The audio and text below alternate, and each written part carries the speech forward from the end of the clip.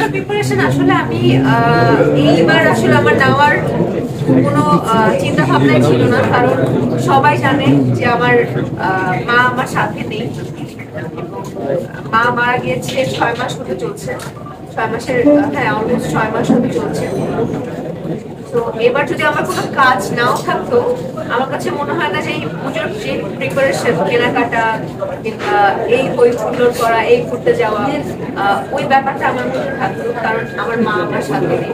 গতবারও আমার মা সাথে ছিল, বিভিন্ন পূজা মণ্ডপে আমার মার হাত ধরে বলি, মার হাত ধরে না, মা আমার হাত ধরে যাচ্ছিল, লাইক আমি তার মা এবং সে আমার সন্তান। এরকম ভাবে আমরা পুরো পূজা মণ্ডপে পূজা মূর্তি দেখছিলাম, ঠাকুর দেখছিলাম। তো ওই ব্যাপারটা আসলে রিকল হচ্ছে। আমি আসলে খুবই খুঁতখুঁতে, কোনো কাজের ব্যাপারে খুবই খুঁতখুঁতে হয়ে গেছি ইদানিং। আমার কোনো কিছুই ভালো লাগে না। গল্প শুনি, একটা গল্প শুনি, না আমার ভালো লাগছে না, আমার এইটা ভালো লাগছে না, সেটা ভালো লাগছে না, সবকিছু মিলে মনে হয়েছে এইটা it's a perfect project for me, এবং এটা দিয়ে আসলে আমার কামব্যাক করলে ভালো হবে।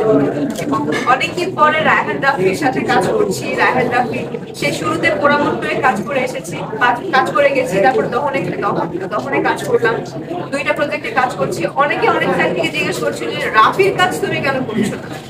তো আসলে যেই কাজটা দিয়ে আসলে মানুষের মনে গেঁথে গেছিলাম, রায়হান রাফি পোড়ামন দিয়ে গেঁথে গেছিলাম, তো সেই জায়গাটা না আসলে নষ্ট করতে চাই না, যে না ও আচ্ছা ঠিক আছে যেন তেন কাজ করছে, পোড়ামন খুবই ভালো ছিল। তো এটা আসলে বলতেছি, মানে এই জিনিস আসলে করতে চাই না। পোড়ামন 2 থেকে তখন ভালো, তখনের থেকে ব্ল্যাক মানি ভালো হয়েছে। তো এই জিনিসটার জন্য অপেক্ষা করছিলাম, তাই এতদিন অপেক্ষার পরে ব্ল্যাক মানিতে কাজ করছি। That's it. পুজোর প্রিপারেশন আসলে আমি এইবার আসলে আমার নেওয়ার কোনো চিন্তা ভাবনাই ছিল না, কারণ সবাই জানে যে আমার মা আমার সাথে নেই। মা মারা গিয়েছে 6 মাস হতে চলছে, 6 মাসের হ্যাঁ অলমোস্ট 6 মাস হতে চলছে। তো এবার যদি আমার কোনো কাজ নাও থাকতো, আমার কাছে মনে হয় না যে এই পুজোর যে প্রিপারেশন, কেনাকাটা কিংবা এই বই ফুটলোড করা, এই ঘুরতে যাওয়া, ওই ব্যাপারটা আমার মধ্যে থাকতো, কারণ আমার মা আমার সাথে নেই।